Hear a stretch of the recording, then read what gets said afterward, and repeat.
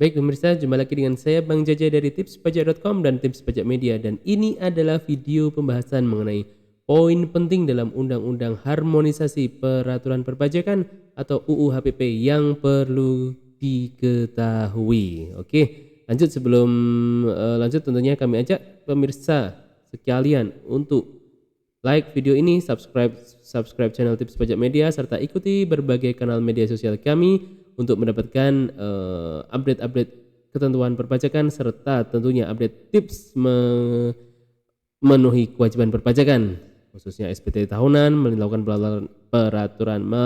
pelaporan SPT tahunan, dan yang lain lagi. Oke, ini adalah video mengenai poin penting dalam Undang-Undang Harmonisasi Peraturan Perpajakan atau Undang-Undang HPP.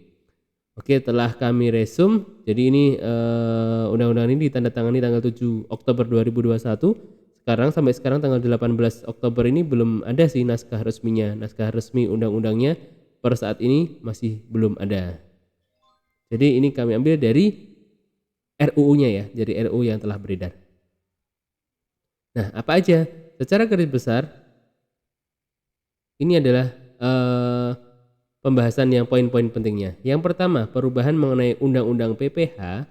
Di situ mencakup mengenai perubahan tarif PPH orang pribadi, ya, kemudian pengenaan pajak atas natura, kemudian perubahan batas bawah omset PPH final. Ini yang sangat heboh karena sekarang ini mulai tahun 2022 nanti PPH UMKM yang saat ini 2021 ini adalah 0,5% kali omset, berapapun omset sampai dengan omset 4,8 miliar itu dikenakan 0,5%. Nah, itu nanti untuk tahun pajak 2022 enggak lagi. Jadi kalau omsetnya masih di bawah 500 juta, PPH-nya adalah 0. Ya, benar, 0 PPH-nya.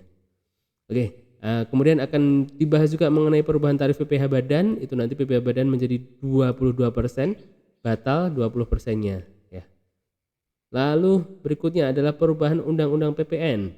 Di situ dijelaskan nanti pengecualian objek PPN dan fasilitas PPN, kemudian perubahan tarif PPN. Ini juga sangat ramai diperbincangkan bahwa tarif PPN dari 10% nanti menjadi 11%. Poin ketiga juga tidak kalah penting, yaitu penggunaan NIK sebagai NPWP. Wah, ini pasti banyak yang tidak punya NPWP terus merasa ketakutan nih. Waduh, saya nggak punya NPWP tapi tetap dipajakin, seperti apa? Nah, nanti kita lihat aturan mainnya seperti apa.